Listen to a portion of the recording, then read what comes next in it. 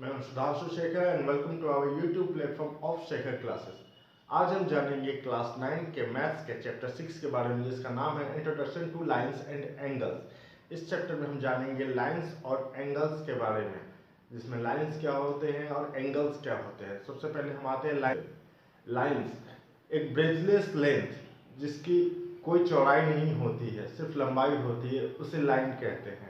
और जी जब ये बहुत सारे होते हैं इसे हम लाइंस कहते हैं। अब हम आते हैं इंटरसेक्टिंग लाइंस। जब दो लाइंस आपस उसमें मिलती है उसे इंटरसेक्टिंग लाइंस कहते हैं।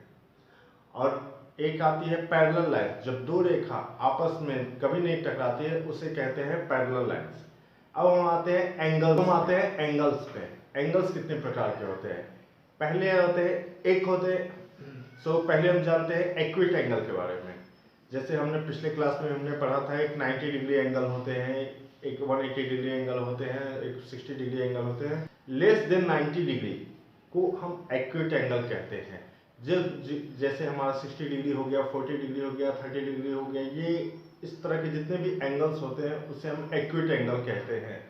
अब हम आते हैं राइट एंगल, जो कि हमारा परपेंडिकुलर जो एक एंगल बनता है उस एग्जैक्ट 90 डिग्री, उसे हम कहते हैं राइट एंगल। इसके बाद आता है ऑब्ट्यूज एंगल, जो 90 डिग्री से बड़ा और 180 डिग्री से छोटा होता है, उसे कहते हैं ऑब्ट्यूज एंगल। फिर आता है एक स्ट्रेट लाइन, जो कि एक स्ट्रेट लाइन रहता है, उसे 180 डिग्री का एंगल कहा जाता है। फिर एक आता है रिफ्लेक्स एंगल, जो कि 180 डिग्री से बड़ा और 360 डिग्री से छोटा होता है, उसे कहा जाता है रिफ्लेक्स एंगल। अब आता है पेयर ऑफ एंगल्स के बारे में। पेयर ऑफ एंगल्स कितने प्रकार के होते हैं? पेयर ऑफ एंगल्स 3 प्रकार के होते हैं। एक होते हैं कॉम्प्लीमेंट्री, पहले होते हैं कॉम्प्लीमेंट्री एंगल्स, दूसरे होते हैं सप्लीमेंट्री एंगल, तीसरे होते हैं एडजेसेंट एंगल्स।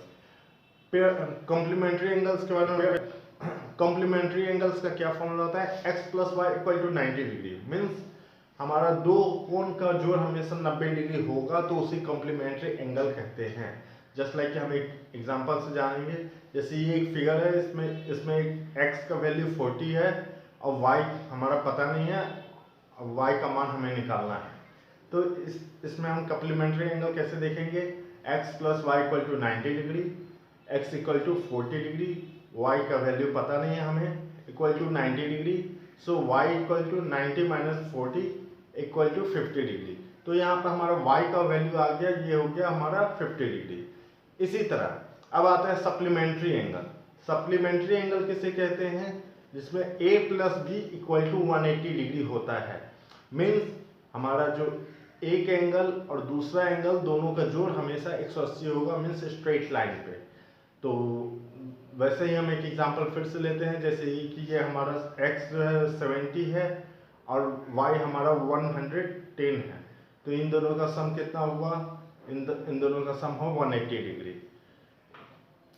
अब फिर हम आते हैं एडजेसेंट एंगल्स। एडजेसेंट एंगल्स में जो हमारा एक तरह से हम कह सकते हैं कि हमारा जो बगल के जो एंगल रहते हैं उसे एडजेसेंट एंगल कहते हैं। जस्ट लाइक कि हम एक एग्जांपल में जान जाते हैं। ये पहले एग्जांपल जो हमने कॉम्प्लीमेंट्री एंगल्स में भी हमने देखा था, उसमें x और y ये दोनों हमारा एडजेसेंट एंगल था। और सेकेंड एग्जांपल में भी जो हमने देखा है कि एक का 70 डिग्री, एक का 110 डिग्री है, ये दोनों का मीन्स जो दो एंगल के बीच का जो रेखा जो जाती है वो कॉमन होती है, तो वो एडजेसेंट एंगल्स कहलाती है। ये हमेशा याद रखिएगा। मैं फिर से एक बार रिपीट कर देना चाहता हूँ। दो एंगल की रेखा जो कॉमन होती है, तो वो दो एंगल हमेशा एडजेसेंट एंगल कहलाती है। अब हम आते हैं linear pair of angles. Linear pair of angles क्या होते हैं? जैसे कि एक स्ट्रेट लाइन, जो कि हमने पहले भी कहा था, स्ट्रेट लाइन हमेशा 180 डिग्री होती है। तो जो एक स्ट्रेट लाइन पे जितने भी एंगल्स होते हैं, सम ऑफ दैट एंगल्स = 180 डिग्री। मैं एक एग्जांपल लेते हैं, जस्ट लाइक हम एक एग्जांपल लेते हैं जिसमें है कि x + y + z = 180 डिग्री। हमारे ये x angle + y angle + z angle, ये तीनों मिला के 180 डिग्री होता है। ऐसा याद रखिए कि एक ही वर्टेक्स पे बनने वाले एंगल्स मीन्स एक ही स्ट्रेट लाइन पे एक ही वर्टेक्स पे जो एंगल बन रहे हैं, जो एंगल, उन सब के सम को 180 डिग्री कहा जाता है। अब हम आते हैं अगला, वर्टिकली अपोजिट एंगल्स।